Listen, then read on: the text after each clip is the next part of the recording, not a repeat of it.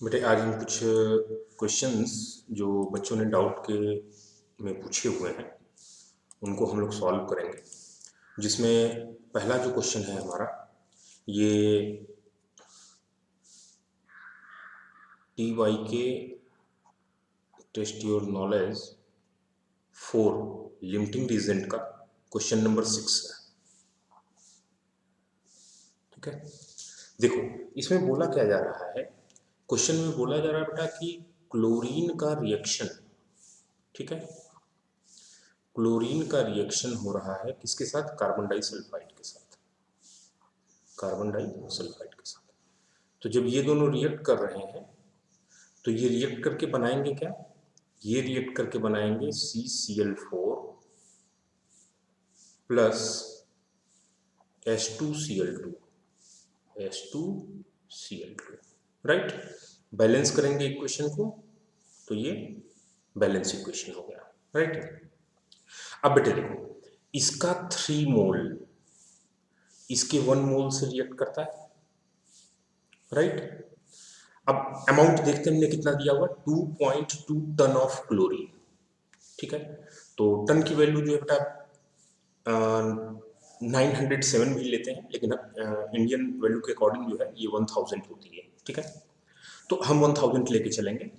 तो सपोज करो कि अगर हम क्लोरीन की बात कर लें कि क्लोरीन कितना है, तो क्लोरीन है 2.2 टन, 1000 से मल्टीप्लाई कर दिया तो 2200 kg हो गया।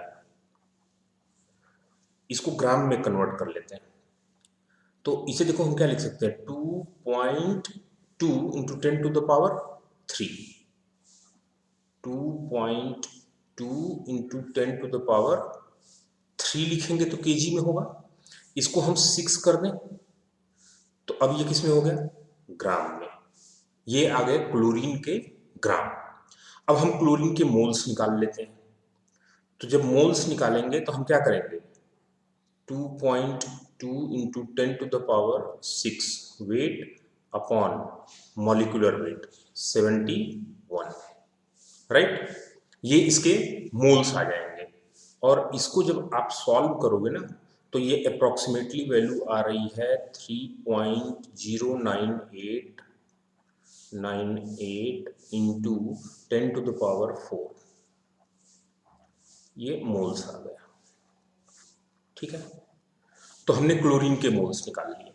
ऐसे ही CS2 के मोल्स निकालें तो CS2 के का जो मास दिया हुआ है वो कितना है, 1.5 टन यानी 1500 kg। इसको ग्राम में अगर कन्वर्ट कर लें तो 1.5 इंटू 10 टू द पावर 6 ग्राम हो जाएगा। अब इसको अगर मोल्स में कन्वर्ट करें तो 1.5 into 10 to the power 6 divided by CS2 का मॉलिक्यूलर मास 74 आता है, ठीक है। आप कैलकुलेट कर सकते हो, ये 76 आ जाएगा बेटा, ठीक है ना। मॉलिक्यूलर मास आप कैलकुलेट कर लेंगे। कार्बन का 12 होता है और सल्फर का 32 प्लस 32, 2 सल्फर है, टोटल आप सम कर लोगे तो 76 आ जाएगा, ठीक है। तो ये आ गया। अब इसे अगर आप सॉल्व करेंगे तो ये वैल्यू आ जा रही है 1.974974 into 10 to the power 4 moles, 4 moles, right. अब ये आ गया हमारा, हमने क्लोरीन के और कार्बन डाइसल्फाइड के दोनों के मोल्स कैलकुलेट कर लिए, ठीक है। अब क्या करना बेटा, इक्वेशन के अकॉर्डिंग अगर आप देखो तो क्लोरीन का 3 मोल कार्बन डाइसल्फाइड के 2 मोल्स 1 मोल से कंबाइन करता है, ठीक है। तो क्लोरीन के देखो इतने मोल्स है ना, ऑब्वियसली चीज है, अप्रोक्सीमेटली 3 मोल्स हम बोल सकते हैं, 3 इंटू 10 टू द पावर 4 0.098 को अगर हम यहाँ से मतलब निगलेक्ट कर दें कि ये 3 इंटू 10 टू द पावर क्या है, 4 है। इसका 3 मोल इसके 1 मोल से कंबाइन करता है तो इसका 3 into 10 to the power 4 carbon disulphide के 3 टाइम्स लेस, तो 3 टाइम्स लेस 3 से डिवाइड कर देंगे तो 1 इंटू 10⁴ से रिएक्ट करेगा, और ये है कितना 1.9 इंटू 10⁴, यानी जितना ये कार्बन डाइसल्फाइड चाहिए उससे क्या है, ज्यादा है। ये बात समझ में आ रही होगी। फिर से मैं एक बार रिपीट कर रहा हूं, क्लोरीन का 3 मोल कार्बन डाइसल्फाइड के 1 मोल से कंबाइन करता है, यानी जितना क्लोरीन का मोल्स होगा उसका 1/3 कार्बन डाइसल्फाइड रिक्वायर्ड होगा, राइट। तो क्लोरीन यहाँ 3 इंटू 10⁴ मोल्स है, तो कार्बन डाइसल्फाइड कितना रिक्वायर्ड होगा 1/3, यानी 1 इंटू 10⁴, 3 से डिवाइड कर देंगे, और ये है कितना एक्चुअल में 1.9 इंटू 10⁴, यानी ज्यादा है। तो लिमिटिंग रीजेंट कौन हो गया, ऑब्वियस सी चीज है कि लिमिटिंग रीजेंट हमारा हो गया कौन, क्लोरीन। क्लोरीन हो गया लिमिटिंग रीजेंट, ठीक। अब यहां से चीजों को हम कैलकुलेट करेंगे। देखिए क्लोरीन के 3 मोल्स से 3 moles chlorine,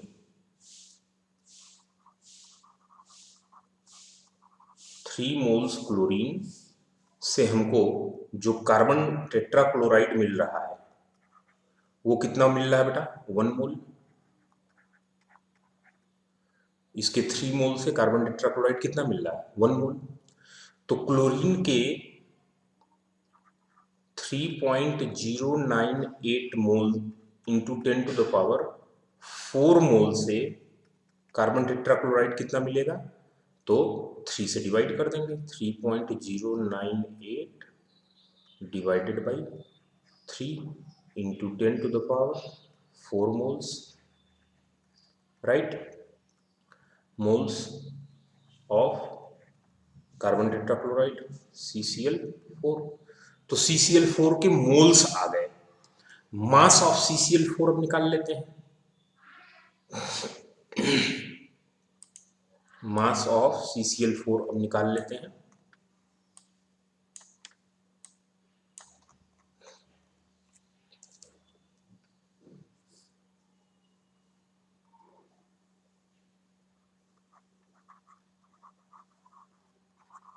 mass of CCl4 ये कितना आ जाएगा बेटा, मोल्स कितने हैं, ये वैल्यू है मोल्स, इसे सॉल्व करेंगे तो ये वैल्यू अप्रोक्सीमेटली आ रही है 1.032 इंटू 10⁴। ये वैल्यू सॉल्व करने के बाद आएगी, तो ये मोल्स होगा into molecular weight of CCl4, और CCl4 का जो मॉलिक्यूलर वेट आ रहा है वो आ रहा है 154। आप CCl4 का मॉलिक्यूलर वेट निकाल लेंगे, इसमें मल्टीप्लाई कर देंगे, ठीक। मल्टीप्लाई करने के बाद ये जो वैल्यू आ रही है ये आ रही है 158.9 इंटू 10⁴ ग्राम, ठीक।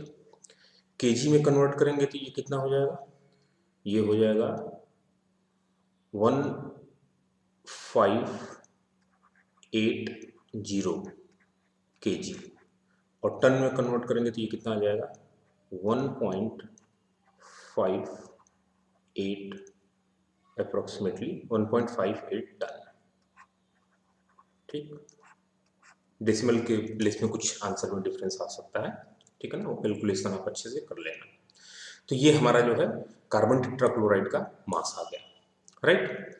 अब इसके बाद नेक्स्ट जो हमें कैलकुलेट करना है वो क्या कैलकुलेट करना है, which of the reactant is in excess and how much, कौन सा रिएक्टेंट एक्सेस में है और कितना एक्सेस में है, ठीक है।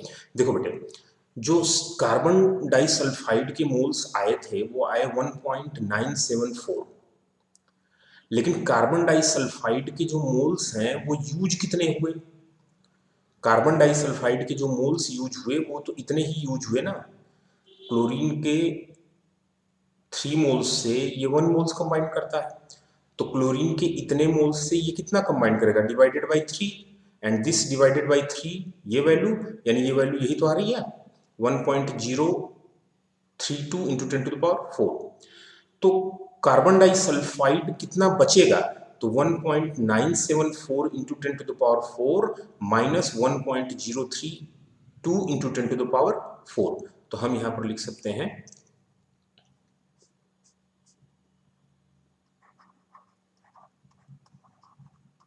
moles of carbon disulfide left is equal to 1.974 into 10 to the power 4 minus 1.032 into 10 to the power 4। Minus कर लोगे बेटा तो ये कितना आ जाएगा, ये आ गया 2734 और ये 9 ही रह जाएगा, 9 1.942 into 10 to the power 4 moles। This much moles जो है ये बच जाएगा। अच्छा 1 में से 1 माइनस होगा, ये 0 आ जाएगा, ठीक है। तो 0.942 into 10 to the power 4 moles, right. अब हम कार्बन डाइसल्फाइड का मास निकाल लें कि कितना मास बचा। तो carbon disulphide, mass of carbon disulphide is equal to, इसके मोल्स कितने हैं 0.942 into 10 to the power 4 moles, और मॉलिक्यूलर मास कितना होता है 76, ठीक है। मल्टीप्लाई कर दिया, ये वैल्यू आपकी आ जाएगी 71.59 इंटू 10 टू द पावर 4 ग्राम, ठीक। इसको केजी में कन्वर्ट कर दें, तो केजी में कन्वर्ट कर देंगे तो ये आ जाएगा 715.9 केजी, ठीक। और टन में कन्वर्ट कर देंगे तो ये कितना आ जाएगा 0.715 टन, राइट। तो ये हमारा दोनों पार्ट हो गया इस क्वेश्चन का। पहला क्या था, पहला हमसे पूछा गया था कि how much CCl4 is form, और दूसरा पूछा गया था कि which reactant is in excess and how much excess. तो जो कार्बन टेट्राक्लोराइड है वो 1.58 टन इसका फॉर्मेशन है, और दूसरा जो है वो यहाँ पर 1.715 टन जो है कार्बन डाइसल्फाइड रिमेनिंग रहेगा वहाँ पर, राइट। अगला क्वेश्चन हम देखते हैं बेटा। अगला क्वेश्चन हमारा है क्वेश्चन नंबर 7। देखो क्वेश्चन नंबर 7 में क्या बोला जा रहा है, क्वेश्चन नंबर 7 में बोला जा रहा है कि फास्फोरस और ऑक्सीजन आपस में कंबाइंड हो रहे हैं, P4 combined with oxygen, right. और ये दोनों कंबाइंड होके P4O6 भी बना रहे हैं और प्लस P4O10 भी बना रहे हैं, राइट। मेथड सीखिए, देखिए कैलकुलेशन जो है उससे घबराने की जरूरत नहीं है। कैलकुलेशन तो क्लास 5th 6th का बच्चा भी कर लेगा, प्लस माइनस मल्टीप्लिकेशन डिवीजन। आपको क्वेश्चन का अप्रोच आना चाहिए कि हमें क्वेश्चन को अप्रोच कैसे करना है, राइट। देखो बेटे कह रहा है कि ये कितना लिया गया 3 ग्राम और ये कितना लिया गया 3 ग्राम। आप क्वेश्चन को पहले पढ़ो, वीडियो को पॉज करिए, क्वेश्चन को पढ़िए। क्वेश्चन को पढ़ने के बाद खुद सोचने की कोशिश करिए कि आखिर क्वेश्चन में बोल क्या रहा है और हमसे पूछ क्या रहा है। क्लियर। तो देखो क्वेश्चन में बेटा बोल क्या रहा है कि 3 ग्राम फास्फोरस और 3 ग्राम ऑक्सीजन लिया गया, 3 gram phosphorus and 3 gram oxygen, ठीक। इनका कंबशन कराया गया, इनके कंबशन से P4O6 P4O10 बन रहा है, लिविंग नो रेसिड्यू, मतलब कंप्लीट 3 ग्राम फास्फोरस और कंप्लीट 3 ग्राम ऑक्सीजन ये कंबाइंड कर गए और कोई रेसिड्यू नहीं बचा। तो बेटे हम सपोज कर लेते हैं कि जो P4O6 है वो X ग्राम बना, तो P4O10 कितना बनेगा। देखो दोनों मिलके कितना बनाएंगे, ये 3 ग्राम कंज्यूम हो गया, ये 3 ग्राम कंज्यूम हो गया। Law of conservation of mass लगाइए। Law of conservation of mass क्या कहता है कि मास कंजर्व रहता है, ठीक। केमिकल रिएक्शन के समय मास चेंज नहीं होता है, और अगर ये पूरा का पूरा मास कन्वर्ट हो गया तो इसका मतलब इन दोनों का मास भी मिलके कितना होगा 6 ग्राम होगा। तो ये x ग्राम है तो ये कितना होगा 6 माइनस x ग्राम, राइट। अब यहां से हमारा कैलकुलेशन स्टार्ट होता है। देखो हम सबसे पहले निकालते हैं x ग्राम P4O6 में फास्फोरस कितना होगा।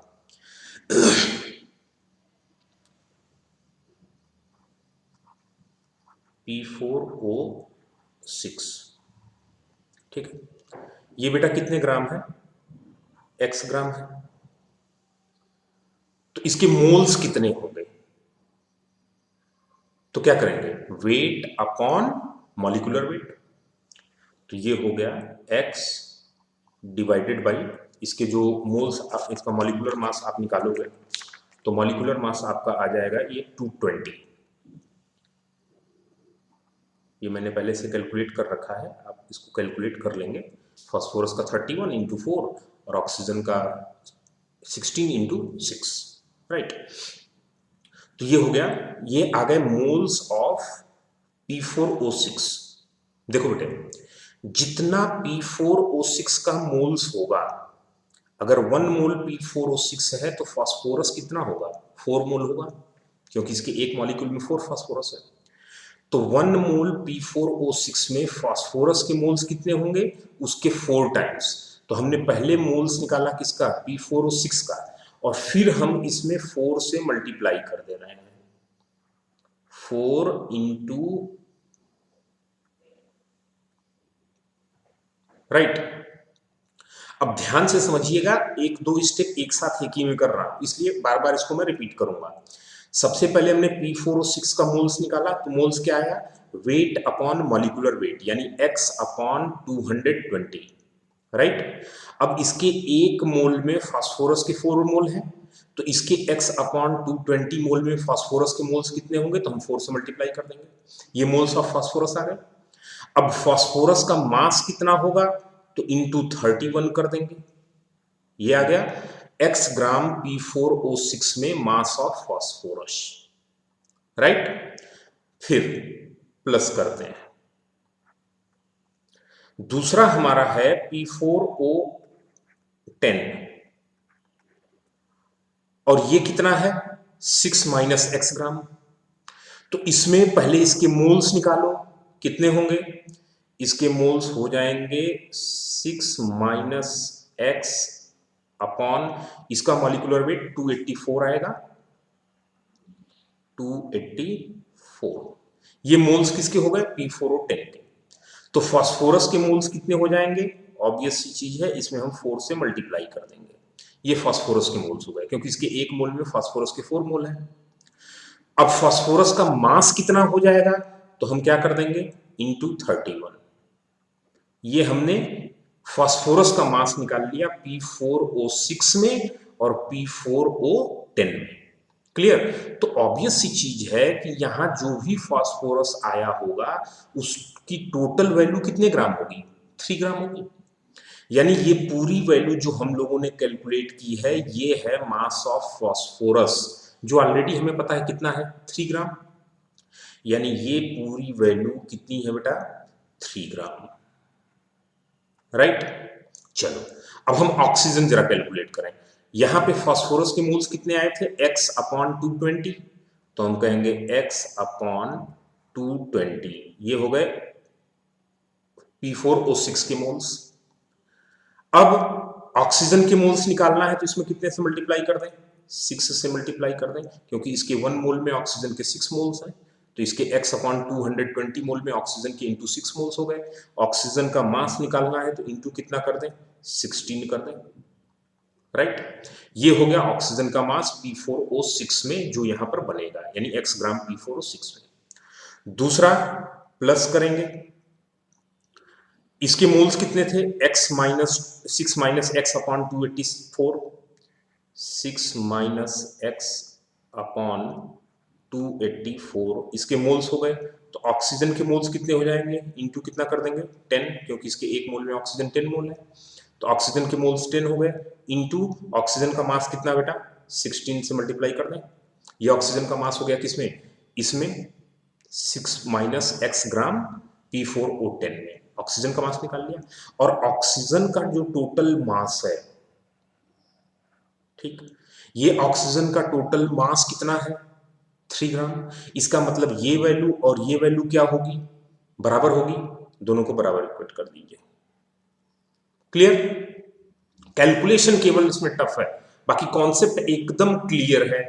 3 ग्राम ये दिया था, 3 ग्राम ये दिया था, दोनों को कंबाइन करके P4O6 एंड P4O10 का फॉर्मेशन हो रहा था। हमने क्या किया, हमने कहा भाई P4O6 x ग्राम है और P4O10 जो है ये 6 माइनस x ग्राम हो जाएगा, क्योंकि टोटल मास कितने ग्राम होगा, 6 ग्राम होगा। दोनों के मास हमने निकाले, फिर उनके मोल्स निकाल लिया। मोल्स में फास्फोरस का अमाउंट कितना है यहाँ पर और यहाँ पर निकाल के ऐड कर दिया, ऑक्सीजन का अमाउंट P4O6 P4O10 में निकाल के ऐड किया, और दोनों की वैल्यू कितनी आनी चाहिए, 3 तो दोनों को हमने इक्वेट कर दिया, इक्वल कर दिया, राइट। अब यहां से इस इक्वेशन को आप सॉल्व करोगे, और जब इसे सॉल्व करके बेटा आप निकालोगे तो जो x की वैल्यू आएगी, ये x की वैल्यू जो है 2.9 समथिंग आएगी, राइट। इसका मतलब हम बोल सकते हैं कि जो P4O6 बनेगा ये अप्रॉक्स 2.9 के आसपास बनेगा, और जो P4O10 बनेगा ये 6 माइनस 2.9 यानी 3.1 के आसपास बनेगा, राइट। तो अब आप इसको क्वेश्चंस को आसानी से सॉल्व कर सकते हो, ठीक। तो आप जो भी रिमेनिंग असाइनमेंट्स आपको दिए जा रहे हैं, टेस्ट योर नॉलेज, आपका उसमें जो क्वेश्चन बैंक है उसमें ऐड किया जा रहा है, आप उसे सॉल्व करें, और किसी भी क्वेश्चन में प्रॉब्लम हो आपको, आप उसे मैसेज करें, वीडियो लेक्चर्स के फॉर्म में मैं उसे अपडेट करूंगा, ठीक है।